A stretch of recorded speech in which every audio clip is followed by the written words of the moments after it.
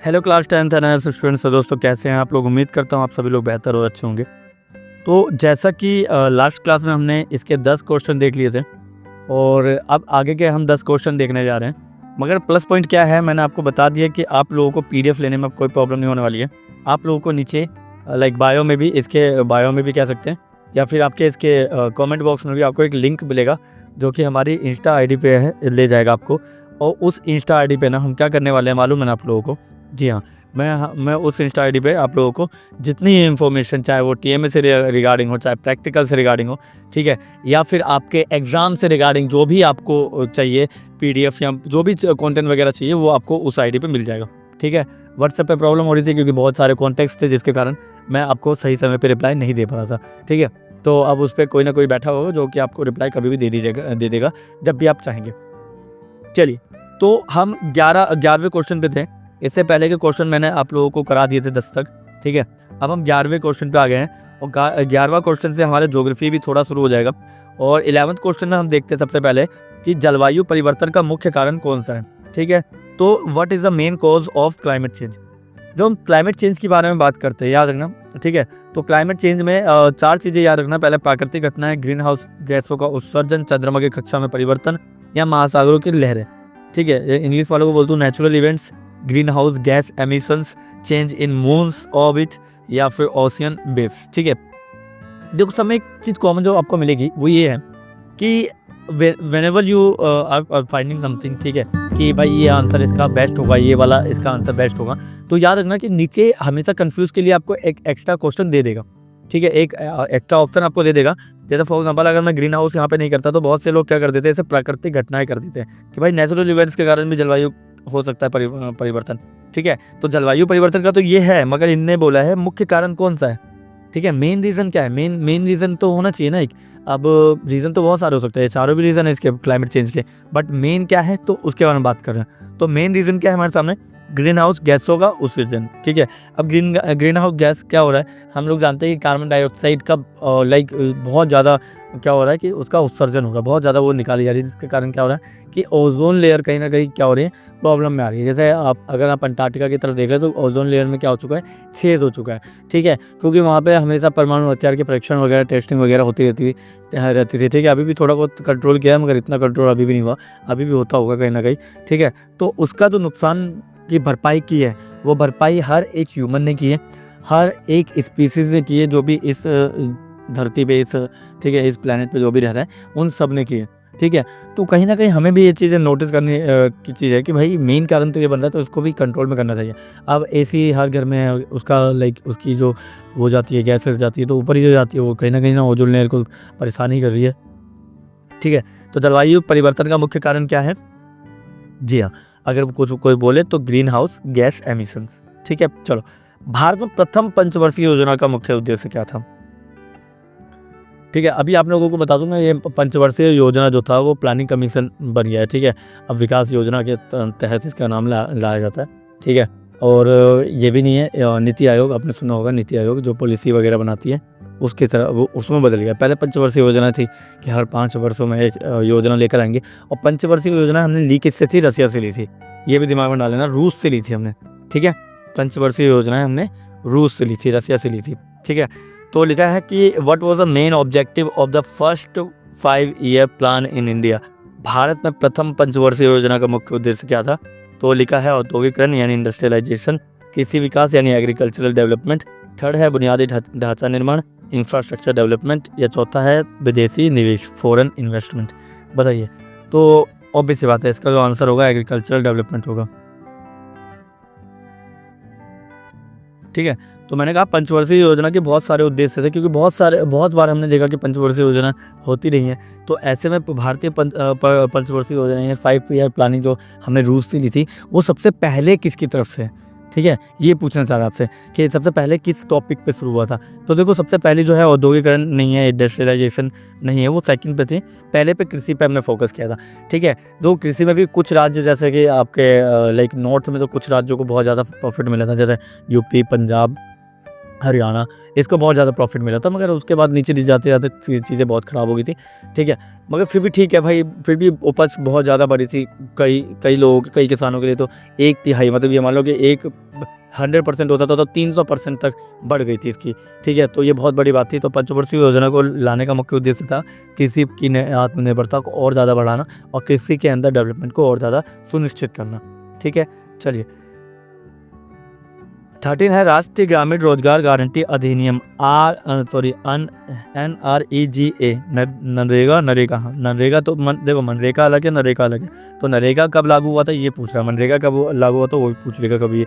But अभी आपको लिखना है when was the national rural employment guarantee act. और एक और चीज़ है, क्वेश्चन में एक चीज़ देखना, ये शॉर्ट फॉर्म में दिया है और हो सकता है आपसे फुल फॉर्म भी पूछ सकता है वो, ठीक है। फुल फॉर्म पूछेगा तो आपको ये भी लिखना पड़ेगा, ठीक है। तो नेशनल रूरल एम्प्लॉयमेंट, ठीक है। एन से नेशनल राष्ट्रीय, आर से रूरल यानी ग्रामीण, और ई से एम्प्लॉयमेंट जिसे रोजगार की बात करते हैं, और जी से गारंटी तो गारंटी है, और एक्ट मतलब अधिनियम। तो नरेगा फुल फॉर्म ये है, ठीक है। इम्प्लीमेंट हुआ था 2005 में, याद रखिएगा पेपर में बहुत ज़्यादा इंपॉर्टेंट क्वेश्चन बन जाता है ये वाला, ठीक है। Option number B. चलिए भाई 14 क्वेश्चन, सतत पोषणीय विकास डायरेक्ट पूछेगा, वन लाइन में डायरेक्ट पूछेगा, वन लाइन में डायरेक्ट पूछेगा या फिर डायरेक्ट क्वेश्चन भी पूछेगा। ये पूछा भी गया, कई बार पूछा भी है। सस्टेनेबल डेवलपमेंट से आप क्या समझते हैं, क्या बताएंगे बताइए। सस्टेनेबल डेवलपमेंट से आप क्या समझते हैं, कई बार पूछा गया डायरेक्ट, बताइए। What does sustainable development mean. तो लिखा केवल आर्थिक विकास, ओनली इकोनॉमिक ग्रोथ, या लिखा संसाधनों का अधिकतम उपयोग, मैक्सिमम रिसोर्सेज यूटिलाइजेशन, या वर्तमान और भविष्य की आवश्यकताओं को संतुलित करना यानी balancing present and future needs, या फिर डी है केवल औद्योगिकरण, ओनली इंडस्ट्रियलाइजेशन। कौन सा वाला बेस्ट है बताओ, बताओ जल्दी बताओ। ABCD, केवल आर्थिक विकास, संसाधनों का अधिकतम उपयोग, वर्तमान भविष्य की आवश्यकताओं को संतुलित करना, केवल औद्योगिकरण। तो लिखा है वर्तमान और भविष्य दोनों की आवश्यकताओं का ये करना। देखो सतत पोषणीय विकास के बारे में, सस्टेनेबल डेवलपमेंट के बारे में जब आपसे डेफिनेशन पूछेगा तो आपको कैसे लिखना है कि बिना वर्तमान को क्षति पहुँचाए, ठीक है, या फिर ऐसा कर लो बिना भविष्य को क्षति पहुंचाए वर्तमान में अपने संसाधनों का उपयोग करना ही सतत पोषणीय विकास कहलाता है, ठीक है। यानी कि फ्यूचर के जो भी फ्यूचर को बिना डिस्ट्रक्ट किए, ठीक है। क्योंकि आज के डेट में होगा ना कि अब पेट्रोल है, पेट्रोल ठीक है भाई, अब गाड़ी चला रहा है इंसान, ठीक है भाई कर सकता है, मगर वो बोला भाई रेड लाइट पे बंद कर दो, तुम बोलते तुम्हारे बाप का है, पैसा तो मेरा है ना, मैं चलाऊँगा। मगर तुम पेट्रोल भी तो तुम्हारा पैसा हो सकता है, मगर पेट्रोल तो नहीं है ना तुम्हारा, है ना, क्योंकि पेट्रोल तो लिमिटेड है। तो लिमिटेड रिसोर्सेज को तो हमें कंट्रोल करके रखना चाहिए, ठीक है। भले पैसे दे दो कितनी भी अमीर हो, मगर आप क्या उसको दोबारा बना सकते हो क्या। एक बार पेट्रोल उड़ गया धुआं बन के, क्या उसको दोबारा बना सकते हो आप, नहीं ना। तो ये चीज़ सोचने वाली चीज़ है, ठीक है। तो सतत पोषणीय विकास जो है आपको ये बताता है, सस्टेनेबल डेवलपमेंट आपको इसके बारे में बताता है कि भाई प्रेजेंट में जियो, प्रेजेंट में रिसोर्सेज का यूज़ करो, मगर फ्यूचर का भी ध्यान में रखो, ठीक है। फ्यूचर भी अपने दिमाग में रखो। 15 क्वेश्चन, भारतीय राष्ट्र कांग्रेस की स्थापना कब हुई। इससे ज़्यादा इजी क्वेश्चन तो कुछ नहीं हो सकता मेरे हर MCQ में। अगर ये क्वेश्चन ना मिले तो फिर तो वो MCQ ही अधूरा है, ठीक है। तो याद होगा आप लोगों को 1885, 1885। बाकी आप लोग इंटेलिजेंट है, मैंने देखा ही है, ठीक है। तो बहुत सारी चीज़ें आप लोगों को आती भी है, तो उसका फुल यूज़ कीजिए, एग्जाम में बेहतर करने का प्रयास कीजिए। 16th क्वेश्चन कहता है प्रथम विश्व युद्ध कब समाप्त हुआ। तो 1918 में प्रथम विश्व युद्ध खत्म हुआ था और 1914 में शुरू हुआ था, ठीक है। 1914 में शुरू हुआ, फिर से बोला 1918 में ख़त्म हुआ और 1914 में शुरू हुआ, ठीक है। आप लोगों के लिए अभी यहाँ पे नीचे कमेंट बॉक्स में है क्वेश्चन कि पहली बार सेकेंड वर्ल्ड वॉर कब स्टार्ट हुआ, यानी सेकेंड वर्ल्ड वॉर स्टार्ट कब हुआ था, ये लिख दो बस, ठीक है। सेकेंड वर्ल्ड वॉर, ये प्रथम विश्व युद्ध के बारे में बात की, फर्स्ट वर्ल्ड वॉर की, मैंने सेकेंड पूछा। सेकेंड वर्ल्ड वॉर कब स्टार्ट हुआ।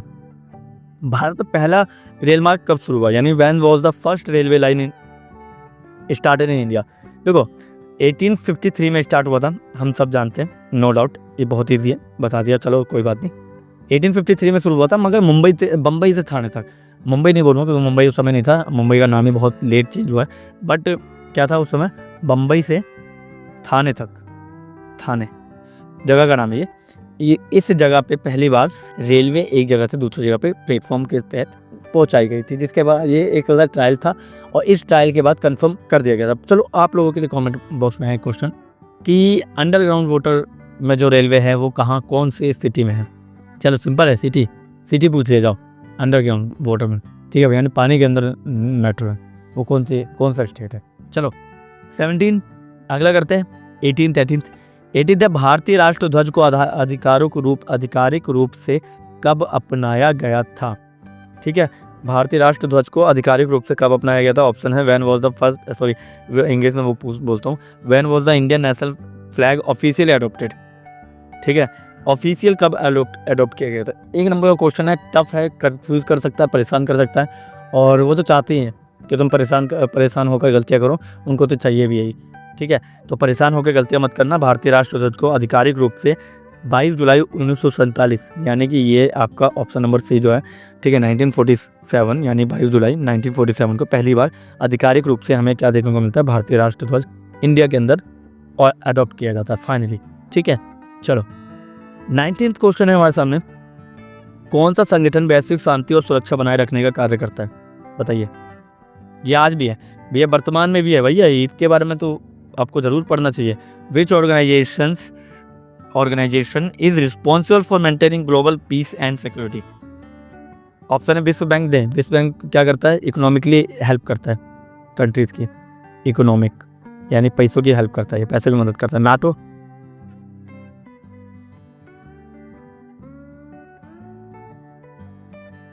ठीक है, तो मैंने एक मिनट हाँ, तो मैंने कहा कि भाई नाटो जो था वो अमेरिका के लिए, ठीक है, नाटो ये तो हो गया आपका, ये तो इकोनॉमिकली यानी पैसों से रिलेटेड है। ये नाटो जो है वो अमेरिका की संगठन है, अभी इसीलिए यूक्रेन और रसिया में वॉर भी चल रही थी, क्योंकि यूक्रेन जो है वो नाटो का हिस्सा बनने वाला था, बट रसिया ने रोक दिया उसे। ठीक है, उसके बाद ये अगला आता है IMF भी जो है वो पैसे हेल्प करता है यानी उधार देता है। ठीक है, एंड द लास्ट राष्ट्र संयुक्त राष्ट्र यूनाइटेड नेशन जो है वो मेन ऑर्गेनाइजेशन है जो उसकी शांति और सुरक्षा को बनाए रखने में हेल्प करता है। ठीक है, चलिए, एंड लास्ट है 20th, चिपको आंदोलन किससे संबंधित है। तो वन संरक्षण यानी फॉरेस्ट कंजर्वेशन से ये हेल्पफुल है। ठीक है, तो अब आप लोगों का काम ये है, चिपको आंदोलन कौन से स्टेट में हुआ था ये आपको बताना है, यानी चिपको मूवमेंट जो है वो किस स्टेट से रिलेटेड है आपको ये बताना है। ठीक है, बाकी वन संरक्षण के लिए था स्पेशल, आपको पता होना चाहिए कि पेड़ों की कटिंग को रोकने के लिए इन्होंने क्या किया था, पेड़ से चिपक गए थे, यानी गले लगना हक किया था, जिसके कारण क्या हुआ था कि उन्होंने उनको नहीं काटा था। और ये मेघा करके थी जो कि एक सोशलिस्ट एक्टिविस्ट थी, उनके तहत ये हुआ था। ठीक है, उनके सपोर्ट में ये हुआ था। ठीक है, चलिए, तो बाकी आप लोग मुझे बता दीजिएगा ये 20 क्वेश्चन कैसे लगे MCQ के। बाकी मैंने आपको कहा इंस्टाग्राम पे हमारी ID है, उसको ज़रूर फॉलो कीजिएगा। जितनी भी इन्फॉर्मेशन चाहिए, जितनी भी एजुकेशन से रिलेटेड इन्फॉर्मेशन हो सकती है कि इंग्लिश कैसे सीखें या फिर के पेपर कैसे अटैम्प्ट करें, ये सारी की सारी वीडियोज़ आपको वहाँ पर मिल जाएगी, सोर्स में मिलेगी। ठीक है, और मेरा मानना है कि सभी को फॉलो कर देना चाहिए, क्योंकि आज के डेट में इंस्टाग्राम हर फैमिली में 2-3 लोग तो चला ही रहे हैं। ठीक है, चलिए, तो आज के लिए बस इतना ही, मिलते हैं किसी और वीडियो में। अगर आपको ये PDF चाहिए तो आपको क्या करना है, आपको ये मालूम है। ठीक है, बाकी मिलता है किसी और वीडियो में, तब तक के लिए थैंक यू और धन्यवाद।